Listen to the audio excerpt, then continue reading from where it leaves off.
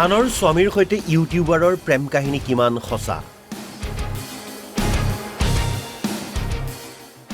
সঁচাকৈ আনৰ স্বামীৰে সুখৰ সংসাৰ গঢ়িব ওলাইছে নেকি জনপ্ৰিয় ইউটিউবাৰে?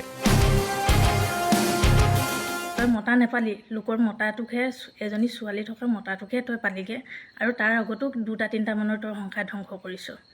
নাপায় নহয় এইবিলাক কৰিবলৈ। তোৰ মা দেউতাৰে নেচায় নেকি এইবিলাক ভিডিঅ'? জানো আহক আচল ঘটনা। এইজন অসম আৰক্ষীৰ SI সত্যজিৎ বৰা আৰু এইগৰাকী সত্যজিতৰ পত্নী। 2010 চনৰ পৰা দুয়োৰে প্ৰেমৰ সম্পৰ্ক আছিল আৰু 2018 চনত বিবাহপাশত আবদ্ধ হৈছিল SI সত্যজিৎ।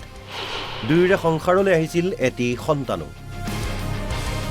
এতিয়া অভিযোগ অনুসৰি SI সত্যজিৎ ইউটিউবাৰৰ প্ৰেমত হাবুডুবু খাইছে, পাহৰি গৈছে পত্নী আৰু সন্তানক। SI সত্যজিতৰ পত্নীৰ অভিযোগ অনুসৰি স্বামীৰ সৈতে এইগৰাকী আৰক্ষী কনিষ্টবল ইউটিউবাৰৰ প্ৰেম কাহিনী বহুদিনৰ পৰাই চলি আছে। আনৰ স্বামীৰ পাঞ্চ বাহন লৈ আৰক্ষী কনিষ্টবল ইউটিউবাৰে ভিডিঅ' বনাই ফুৰে। স্বামীয়ে চলোৱা ৰয়েল এনফিল্ড বাইকখনকো ইউটিউবাৰ কনিষ্টবলৰ নামতেই আছে। সত্যজিৎ বৰাই যিখন টাটা পাঞ্চ চলাই আছে সেইখনৰ গাড়ীৰ নাম্বাৰটো হৈছে AS2 3AF 3266 আৰু সেইখন গাড়ী চলাই তেখেতে পলাতক অৱস্থাত আছে আৰু সেইখন গাড়ীকে লৈ এতিয়া ভিডিঅ' বনাই আছে। আপোনালোকে এটাই কথা কৈছোঁ যে মোৰ মানুহজন বৰ্তমান তাইৰ ওচৰতে পলাই আছে আৰু তাই সম্পূৰ্ণ জানে যে তাই পলুৱাই ৰাখিছে মোৰ মানুহজনক। আৰু যিখন মানুহজনৰ ৰয়েল এনফিল্ড আছিলে সেইখনৰো RC খন বৰ্তমান মোৰ ওচৰত আছে। মোৰ মানুহজনে প্ৰথম কৈছিলে যে এইখন বাইক মোৰ টকাৰে লোৱা বুলি কৈছিলে, কিন্তু এতিয়া ওলাইছে নাম। সত্যজিতৰ পত্নীয়ে স্পষ্টভাৱে কৈছে, তই মতা নাপালি, এজনী ছোৱালী থকা মতাটোকহে পালি। ইমান মিঠা মিঠা কথা কয়, তই লোকৰ জীৱন ধ্বংস কৰিছ। তই মতা নেপালি, লোকৰ মতাটোকহে এজনী ছোৱালী থকা মতাটোকহে তই পালিগৈ আৰু তাৰ আগতো 2-3টা মানৰ তই সংসাৰ ধ্বংস কৰিছ। নাপায় নহয় এইবিলাক কৰিবলৈ। তোৰ মা দেউতাৰে নেচায় নেকি এইবিলাক ভিডিঅ'? ইফালে ইউটিউবাৰো স্পষ্টভাৱে কৈছে, মোৰ কোৰ্ট মেৰেজ হৈ গৈছে। তুমি কোৰ্ট মেৰেজ কৰিছো, গতিকে এতিয়া তোমাৰ মানুহজন কিবা মানুহজন এইবিলাক কথা লৈ পেলাই মোক ফোন নকৰিবা। তুমি কোৰ্ট মেৰেজ কৰিছা, তোমাৰ কোৰ্ট মেৰেজৰ কোনো সাক্ষী প্ৰমাণ নাই। তুমি কেলে মিছা কথা কৈছা? মোৰ মানুহটোৱে তোমাক বিয়া কৰাম বুলি কৈছে, তুমি মোৰ মানুহজনলৈ আহিবা নেকি? বিয়া কৰাম বুলি নহয়, আমি হলোৱে আকৌ। বিয়া নাই হোৱা, তোমালোকে বিয়া হোৱা নাই। যদি মানে আছে তোমালোকে প্ৰমাণ দেখুওৱা বিয়া হলা যদি।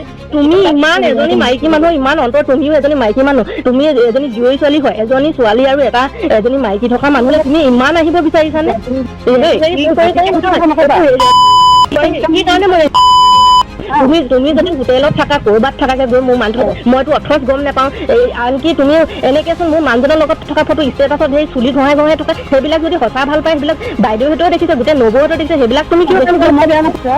আজিৰ পিছত সেই মানুহজনে তোমাক মই বতালো, আজিৰ পিছত যাতে সেই মানুহজনৰ লগত তুমি কেতিয়াও 2 নম্বৰী কাম নকৰিবা। মানুহজনক বেয়া কথা নচলাবা, কৰি লোৱা। তাৰপিছত সেই দিন ধৰি পেলাই আজিলৈকে তুমি যোৱা অল অভাৰ কল ৰেকৰ্ডিং উলিওৱা, কিবা উলিওৱা, ইনভেষ্টিং, তোমাৰতো বহুত ডাঙৰ ডাঙৰ মানুহৰ লগত চিনাকি আছে।